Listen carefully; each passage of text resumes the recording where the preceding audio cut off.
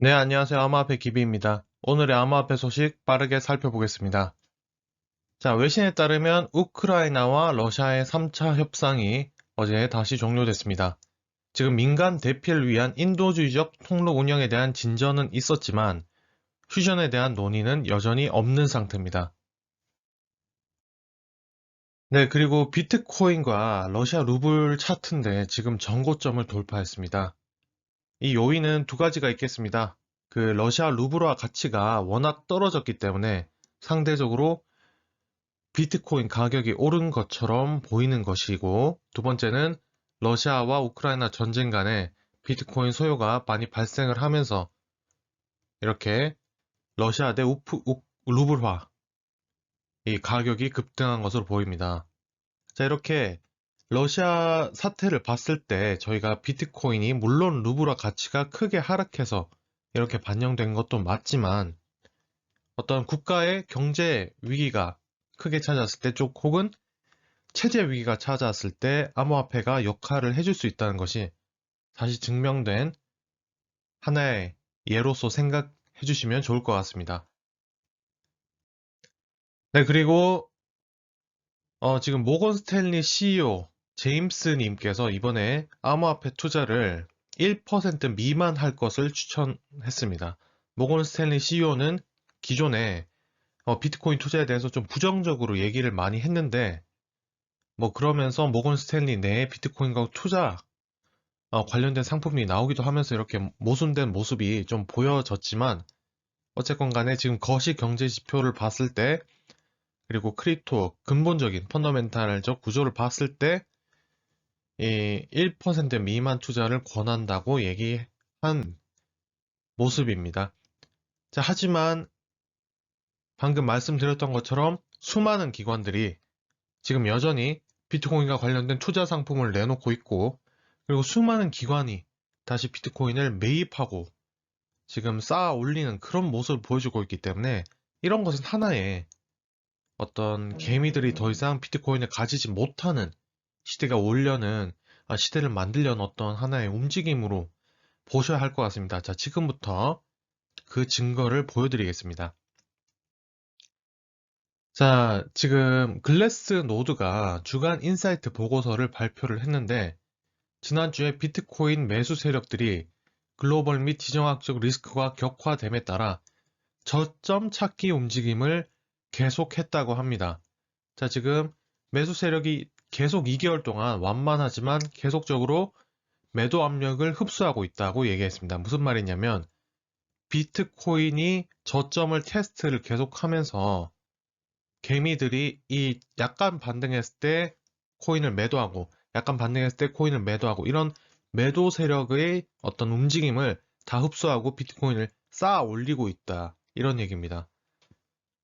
그리고 그럼에도 불구하고 지금 비트코인의 가격이 여전히 횡보하고 있는 모습은 신규 수요가 제한적이고 그리고 매도 압력 소진 혹은 매도 압력 가중 등으로 인해서 이러한 균형이 계속해서 유지되고 있다라는 그런 얘기입니다.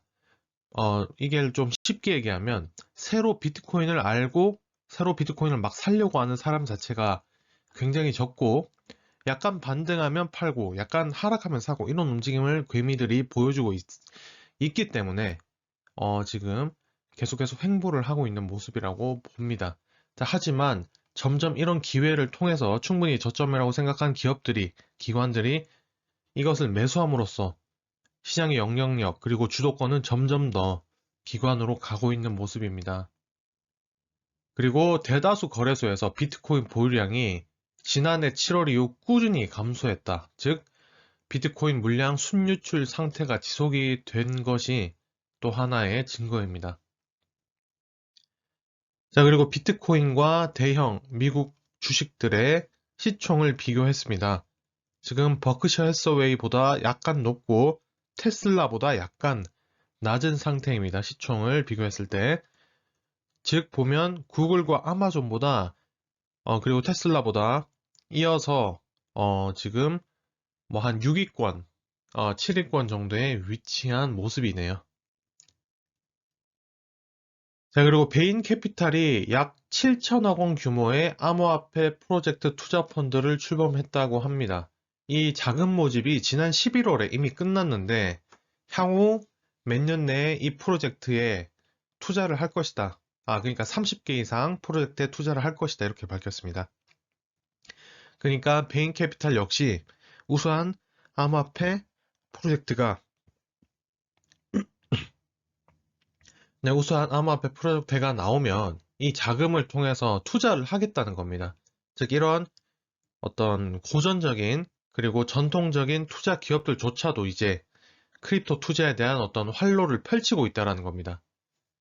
자, 일단은 베인캐피탈에서 밝힌 바로는 지분 투자를 우선적으로 진행할 것이고 2차 시장과 토큰 매수로까지 확장할 수 있다고 밝혔습니다. 그리고 기존의 블록파이나 컴파운드, DCG 등에도 이미 투자한 바가 있기 때문에 이러한 투자 암호화폐 투자 펀드 자체가 처음이긴 하지만 앞으로 이런 움직임들이 상당히 기대가 되고 있는 모습입니다. 자, 아까 말씀드렸던 것처럼 기관들은 이제 더 이상 2017년과 같이 더 이상 개미만의 시장이 아니고 이미 시장의 판도 자체가 주도권 자체가 너무 많이 기관들로 옮겨갔습니다. 이번에 낙폭 자체가 예전과 같이 크지 않은 것도 그것의 반증이고 지금 비트코인의 순유출량, 즉 거래소 물량이 굉장히 적은 것도 하나의 증거입니다. 그리고 이런 흐름들이 계속된다면 이제는 더 이상 이 가격대를 볼 수 없을 정도로 다시 한번 급등을 하고 그리고 기관들이 이 가격대를 지켜주면서 자신들의 가치를 끌어올리는 그런 모습을 보일 것 같습니다. 네, 그리고 바이든이 이번 주에 암호화폐 관련 행정명령에 서명을 예상을 했습니다. 자, 상세한 내용은 정확하게 공개되진 않았지만 최근 러시아와 우크라이나 침공에 대해서 강도 높은 금융 제재를 가하고 있고 이 러시아가 이것을 회피하는 수단으로서 암호화폐를 활용할 수 있기 때문에 이러한 행정명령을 통해서 어느 정도 디지털 화폐 거래 방식을 규제하는 형태가 되지 않을까 생각하고 있습니다. 자, 즉, 거래소 간의 트래블 룰이라든지 KYC 인증 강화, 그리고 과세 법안 등으로 아마 제 개인적으로 생각을 하고 있는데, 즉, 암호화폐 거래를 반드시 인증받은 사람만 해라. 그리고 출금 절차 까다롭게 해라. 신원 정확하게 밝힌 사람만 해라. 등등의 압력입니다. 이 거래소가 특히 미국계에 기반을 두고 있는 거래소들은 아무래도 이런 것들을 신경 쓸 수밖에 없죠. 바이든 자체가 본인이 이런 제재를 생각하고 염두에 두고 있다는 것만으로도 조금 공포지만 이 비트코인의 어떤 전반적인 흐름 자체를 역시 바이든이 인정하고 좀 제도권 안으로 들어오더라도 좀 안전한 형태로 간다는 것 자체는 좀 장기적으로 봤을 때는 좋은 신호지 않을까 생각하고 있습니다. 네, 그리고 저스틴 선, 이 트론의 창업자입니다. 이분께서 약 120만 달러 이상을 이전에 우크라이나에 기부를 했었는데 이번에 러시아와의 어떤 협력을 강화한다는 식의 인터뷰를 중국 트위터에서 했습니다. 아무래도 중국은 이분이 중국 분이신데 중국 분인지 홍콩 분인지 제가 잘 지금 정확하게 기억 안 나는데 아마 중국 분인 것 같아요. 본토 분인 것 같은데 이분이 웨이보에 드미트리 라카셰프 대사와 화상회의를 진행을 했고 금융 시스템을 이용할 수 없는 민간인을 돕기 위해 블록체인 기술을 활용하는 과학기술을 이용한 인도주의적 발전 사례에 대해서 논의했다 이렇게 얘기했습니다. 자, 다시 한번 말씀드리지만 우크라이나와 한 게 아니고 러시아와 협력 강화를 희망한다 이렇게 얘기했습니다. 한편으론 우크라이나에 이렇게 지원을 하면서 약 10억 원 이상을 지원을 하면서 15억 원 정도죠. 그냥 개인 돈을 기부를 하면서 반대로는 또 러시아 쪽에 대한 어떤 암호화폐 기술 지원 등에 대한 논의를 한 겁니다. 자, 좀 모순된 모습이라고 볼 수가 있겠죠. 특히 작년에 뭐 트론에 대한 프로젝트가 지지부진한 데 비해서 갑자기 뭐 사임에 이런 뉴스가 나오면서 좀 굉장히 실망스러운 모습을 보여줬던 저스틴 선인데, 이러한, 그러니까 당장 이런 움직임조차도 조금 거시적으로 보자면, 이런 중화권에 있는 인사 분들은 어쩔 수 없이 중국 정부의 어떤 움직임에 거스를 수 있는 어떤 발언이나 행동은 할 수가 없습니다. 그리고 설령 그렇게 한다 하더라도 어떤 공식적인 입장 발표 등을 제한적일 수밖에 없는 상황이기 때문에 러시아와 관련된 어떤 이슈조차 중국의 어떤 움직임으로 따라갈 수밖에 없지 않느냐. 그렇다 하더라도 중국의 어떤 블록체인 기술과 러시아의 블록체인 기술 자체가 그러니까 기술만 그러니까 정치적인 이슈를 제외하고 블록체인 기술의 어떤 진보를 이루어낸다면 그 어떤 전반적인 흐름 자체는 조금 더 긍정적으로 움직일 수 있는 어떤 방향성을 취했다. 저스틴 선이 좀 더 거시적으로 보고 그렇게 취했다라고 좀 봐주면 좋을 것 같습니다. 뭐 당장 비트코인 가격에 안 좋게 이렇게 비친다든지 뭐 아니면 뭐 트론 가격에 안 좋게 미친다든지 이렇게 보지 마시고 뭐 지금 너무 러시아가 악의 구도 그리고 중국의 악의 구도 이렇게 생각을 하기 때문에 그런 어떤 흑백 논리가 적용되는 것 같지만 좀 거시고 보면 저스틴 선의 큰 그림은 블록체인 전체의 기술적인 진보를 이루고자 하는 어떤 움직임이다. 이렇게 봐주시면 좋을 것 같습니다. 네, 그리고 센티멘트가 거래소 비트코인의 유입과 출금 흐름을 비교했는데 지난 26주, 즉 반년 동안 21주간 순유출 형태를 보여줬다고 합니다.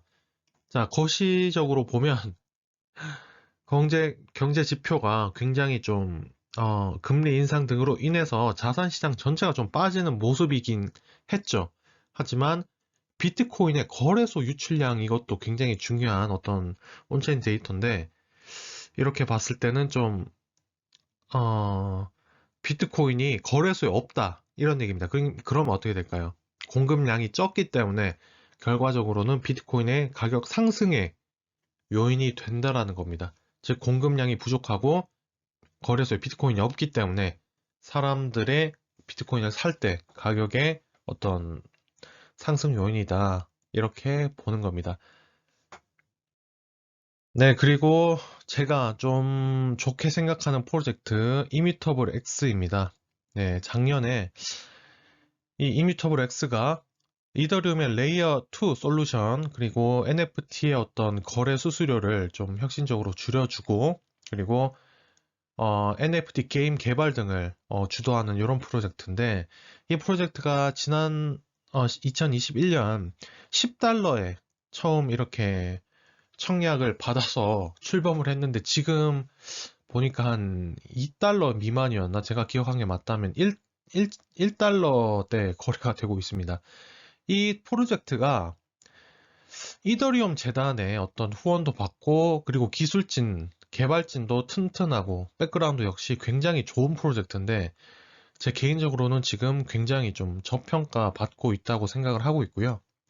왜냐하면은 이 공모가인 10달러보다 지금 뭐 한 90% 이상, 80% 이상 빠진 가격인 데다가 원래 백커 자체가 굉장히 튼튼하고 그리고 가장 핫한 키워드인 NFT와 게임에 관련된 이더리움, 가장 유저 수가 많은 이더리움 프로젝트이기 때문에 작년에 어떤 카데나처럼 어, 좀 어떤 계기가 딱 오게 되면 10배 이상 오를 수 있는 좀 굉장히 좋은 코인인 것 같고요. 현재 제가 알기로는 국내 코인 마켓에는 아직 상장되지 않았지만 언젠가 때가 오면 좀 급등할 수 있기 때문에 이 코인은 좀 다들 관심을 갖고 지켜볼 필요가 있다라고 생각을 합니다.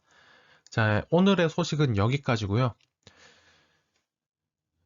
내일 조금 더 좋은 모습으로 찾아뵙도록 하겠습니다. 감사합니다.